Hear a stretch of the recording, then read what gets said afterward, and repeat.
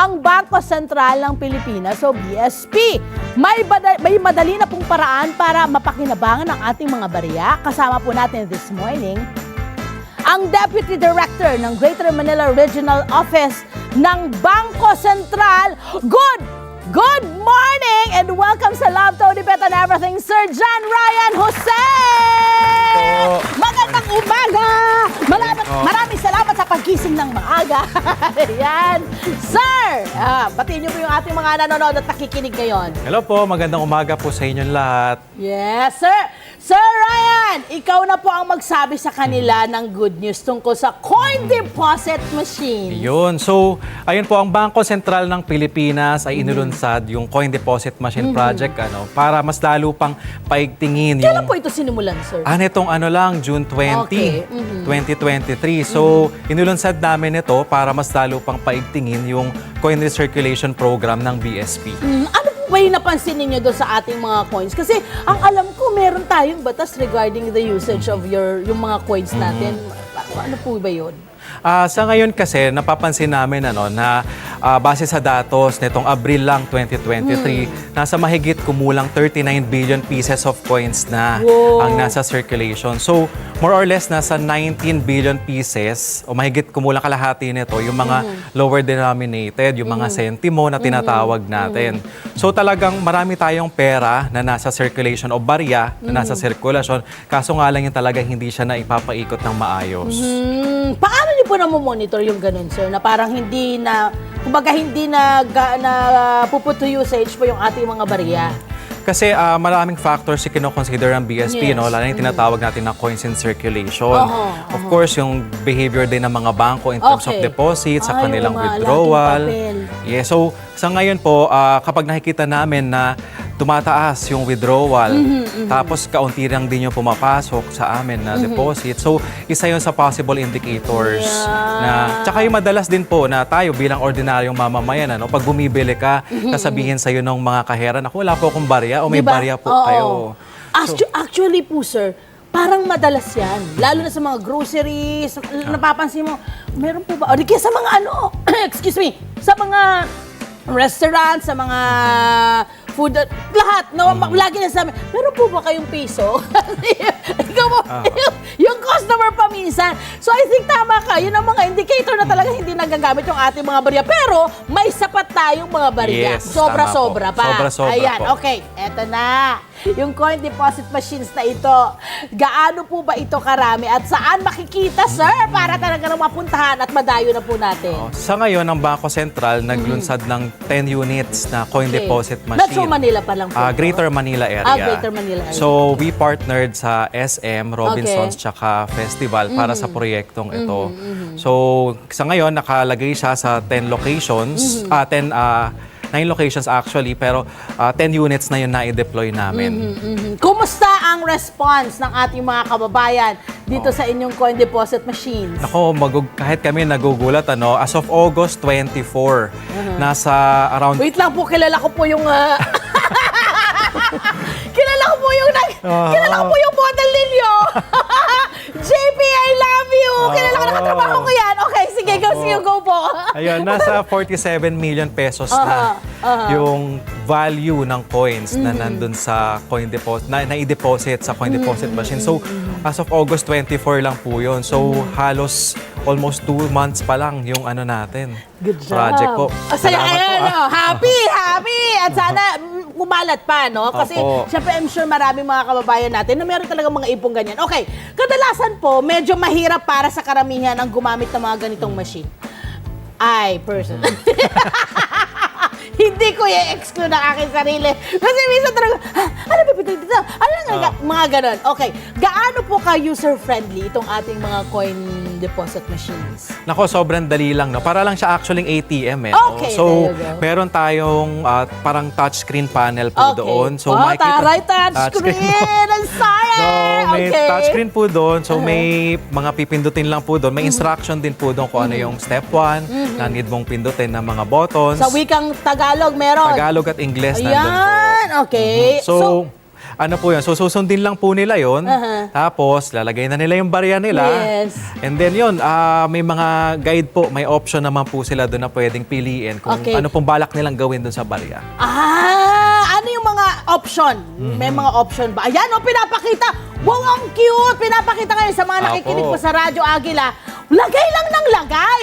Lagay lang po ng lagay ng mga barya doon sa machine at wala ka nang po problemahin. Pindot-pindot na lang talaga. Opo. Ngayon, pero pinapaalalahanan lang din po namin sa Okay. mga depositors, Okay. na kasi karamihan po, ganyan, madadami talaga Yes. silang dala-dala. So, meron po diyang napapasama ng mga pako, kaya tornilyo, magnet. So, ito yung mga nagiging sanhi Ng na pagkasira. nagja-jam yung makina.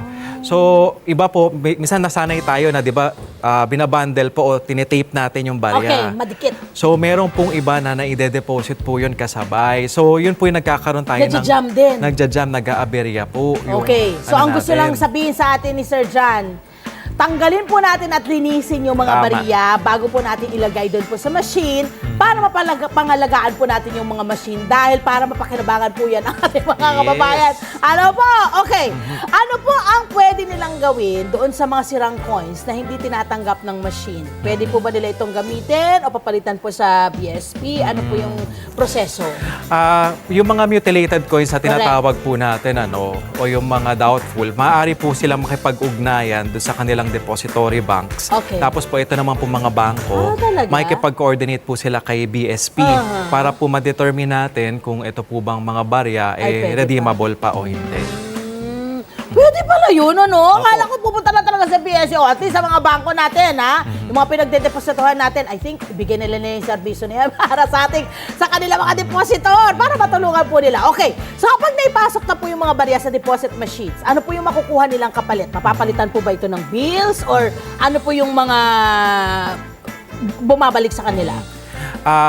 Once na dineposit na nila, yung total value po na binilang ng makina, Opo. maaari po nila itong i-credit directly sa kanilang electronic wallet accounts. Oh, wow. Or pwede rin naman po nilang i-convert ito sa shopping voucher.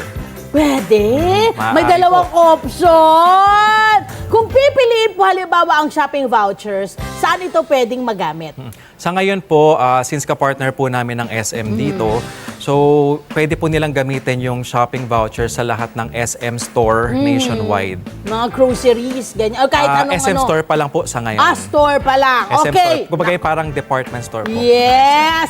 Meron po ba kayong mga karagdagan pang gustong impormasyon na gustong ibigay sa ating mga kababayan ngayon regarding po sa paggamit ng ating coin deposit machine, sir? Opo. Sige, Ngayon po. go for it. So, gaya po ng sabi ko kanina, pinapaalalahanan lang po namin ang publiko na sa wastong paggamit ng ating coin deposit machine, siguruhin lang po natin na wala pong kasamang ibang bagay Yes. na maaari pong mag-jam doon sa ating machine. So, kung gugustuhin po natin itong mas lalo pang palawigin o extend ng Bangko Sentral, yung paggamit po ng ating coin deposit, sana po ay maayos po natin itong gamitin at regular po nating ipaikot yung barya. Hindi lang sa paggamit po ng coin deposit, So, ini-encourage namin ng mga bawat mamamayang Pilipino na lalo pang suportahan yung coin circulation program ng BSP. Yun, gamitin po natin yung ating mga barya at bigyan din po ng respeto kasi minsan yung iba talagang kinakalat lang, talagang kung saan-saan lang nilalagay or parang dinidedma lang kasi barya na, mali po yun, di ba? Yan po, malaking hakbang po itong ating coin deposit machines. Maraming salamat, Sir po. Ryan. Para hindi na po matambak sa mga bahay natin ang mga barya, yung mga sentimo po na nakadalasang binabaliwan na natin ay may value naman po talaga. Ayan. Eto, pakipaliwanag po sa ating mga kababayan, sir, bakit mahalaga na umiikot o nagsisirculate po yung ating mga bills at ang ating mga coins? Nako, importante lalo na sa barya, dahil malaki ang ginagastos ng Bangko Sentral sa pagpoproduce ng coins. So as much as possible, yung mga barya, ginawa kasi ito para paikutin, hindi para itago. Ngayon, kung meron po tayong naitabi na sapat na amount ng barya, wag po natin itong patagalin na hindi po umiikot. Kasi doon tayo nagkakaroon ng tinatawag na artificial shortage. Okay. So, yung mga retailers po natin na kanina, kaya po nasabi ko, minsan nagkakaroon po ng problema. Yes, na short change sila. So, hindi sila nagiging compliant dun sa No Shortchanging Act natin. Ayan, yun. Ayan na! Isa pong napakagandang panawagan yan para po sa ating lahat. Malaking halaga rin po ang paggawa ng pera. Kaya kung tayo po ay magtatabi, siguraduhin po natin na gagamitin din po natin sa tamang panahon. Actually, gamitin agad. Opo, tama. Gamitin agad. Huwag itatambak lang sa bahay. Noted po, love.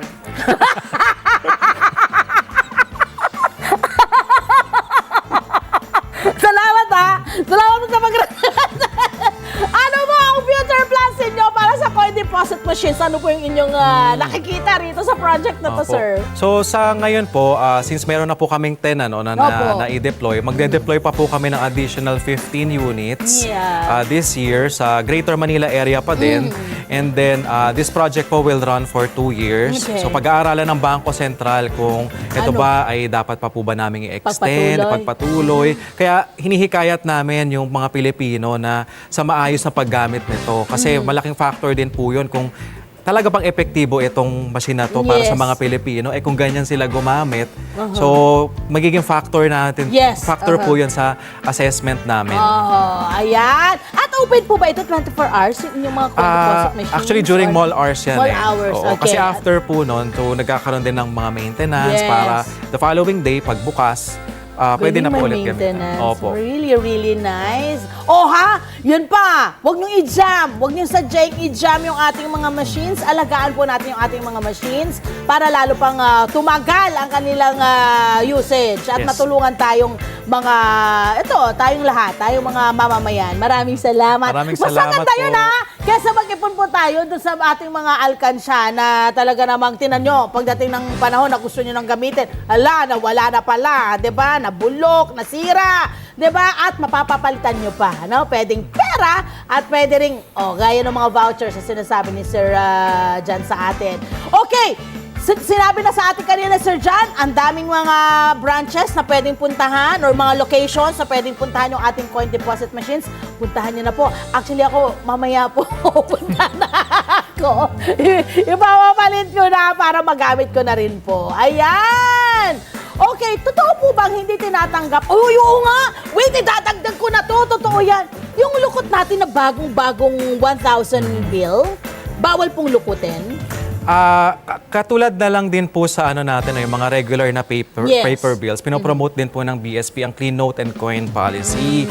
So, ito po sana wag natin lukutin. Kasi Yung ginaganon? Opo, wag po sana natin yung ginagawa. Kina-crumple talaga. Opo. Pero hindi naman po ibig sabihin na pag ito ay nalukot o natiklop ay hindi na maaaring gamitin. Okay. Pwede pong gamitin po kahit po ito ay may tiklop. Meron pong pamantayan ng Bangko Sentral para sabihin na itang isang banknote o coin ay hindi na po maaaring gamitin. Pero kung ito po ay may kaunting lukot lamang, pwede pa rin po nila itong gamiting pambayad. Ako kasi ang ginagawa ko na lang ngayon para safe, isang fold lang para hindi na ako masyadong marami pang maproblema na rin. And that's also respect doon sa pera. Yes po, diba? tama po. Again, pinaghirapan nyo naman yung perang yan, bigyan nyo rin ng karampatang respeto. Tama po. Ganun naman po talaga yan. Sir John! Maraming salamat! Salamat Ang dami po. ko natutunan today. I'm sure yung ating mga LTE family na nakatutok ngayon, marami rin pong natutunan mula kay Sir John dito sa kanilang coin deposit machine. Na-excite ako para rito. At para sa ating mga kababayan, para maging mas convenient ba? Tingnan nyo, lahat ng convenience binibigay na sa atin. Okay, saan po pala sila pwede makipag-ugnayan kung may mga tanong po sila sa inyo, sa BSP? Maaari po silang mag-email din po sa amin sa codm@bsp.gov.ph or pwede rin po silang pumunta sa bsp.gov.ph website po namin or sa aming FB account po. Wow, bilis! Siyempre, mas maganda kung napapakinabangan natin ang lahat ng perang ating itinatabi for future use. Kasi ginawa po yan para gamitin po naman talaga.